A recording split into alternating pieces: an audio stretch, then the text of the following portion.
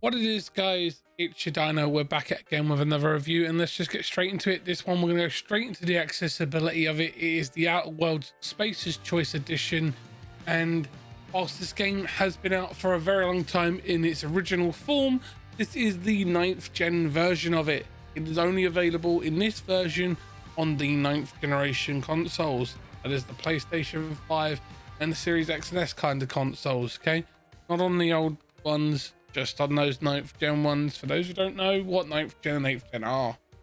And the accessibility on this game, in my opinion, is a bit lacking.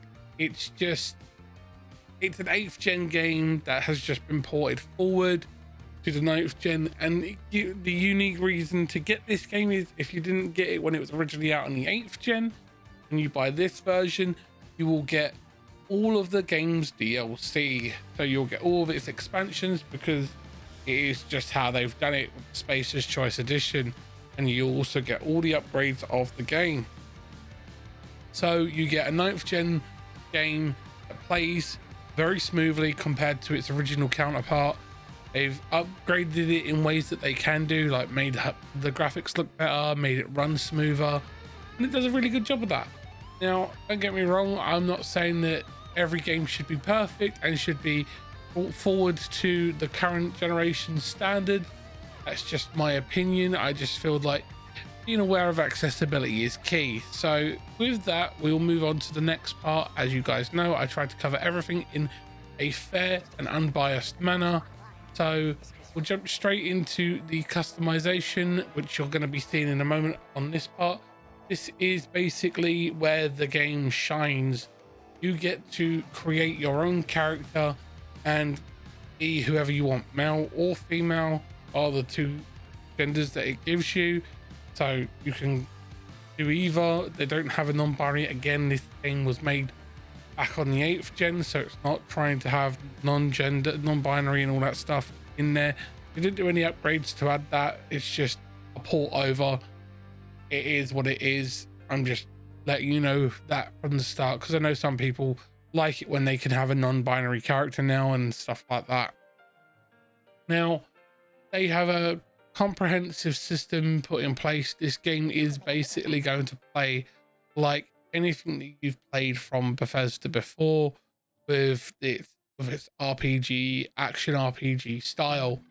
It is a new IP that they created, and it's done very well in my opinion. The Outer Worlds absolutely slayed on the meta, and in my opinion it did very, very well. And they did a very good job on the reviews and the Metacritic and all that.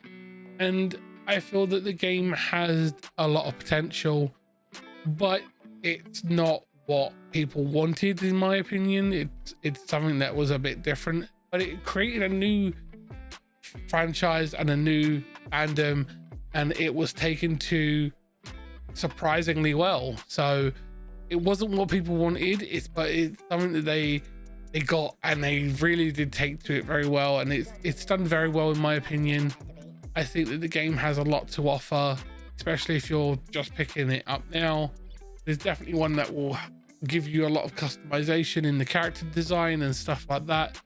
If you've played Dragon Age, Fallout 4, any of the Skyrim games or Elder Scrolls, whatever they're called, the ESO Online, you'll be used to the engines that are in this, that are in those. I think they use the same engine, but just a different tweak of it. It's very well made. The character design, whilst limited on certain things that you can do, they do create a comprehensive different multitude of possibilities depending on how you want to design a character. I feel that that is definitely something that should be highlighted. They've always done great on their character customizations, from giving a female character a beard to going bald with no eyebrows and stuff like that, and everything in between. So we'll get into the player recommendations, and then we'll go into gameplay afterwards. I'm trying to mix it up and change things about. But as always, guys, I greatly appreciate you checking it out, and Dino smashing that like button is greatly appreciated. So the recommendations for this game is basically anyone who hasn't played it before. It is definitely worth picking up.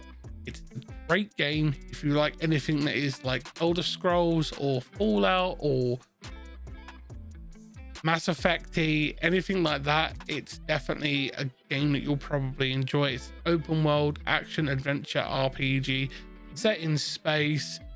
It's what I would say is the best way to describe the foundation of what inspired them to make Starfield, in my opinion, because as a lot of people have been putting it, Starfield is just Fallout in space.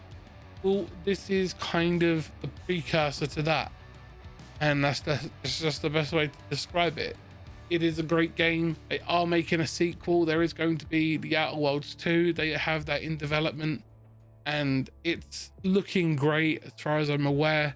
But this game, everyone should give it a go. It's such a fun game. Pick it up when it's on sale. Pick it up right now, whatever, it's up to you. I think it's a great game and it's well worth picking up. The gameplay features, as I've said before, customization is key. There is so much you can do, so many different quests. The storyline has multiple endings. You've got different companions you can get, and your responses and actions directly affect how the game plays and how the ultimate ending of the game comes out. It is so well done. It's definitely one that I would say is up there, like within the likes of The Witcher and Fallout.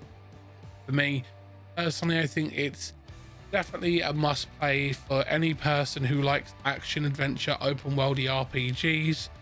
It's definitely one that will see you through between the gaps of action RPGs that we're waiting for like Starfield and Witcher 4 and Mass Effect 4 and the new Dragon Age and so many other games out there that will be coming in the future. This is definitely one that you could use as a stopgap between those if that is your bread and butter. And if it, on regards to content creators, this is definitely one that I could see people streaming, and you could get your community involved, letting them help you make the choices of what you do and how you interact with characters. It is definitely one that would be fun to see, and how you could get your community involved and let them decide the big choices and stuff like that. So it is really a community playthrough kind of thing. Definitely a fun game though. But we'll get into my final thoughts now. As always, I try and keep it unbiased as I go through and wait for the final part to share all my opinions. I feel like the only thing that lets this game down is the engine it's on.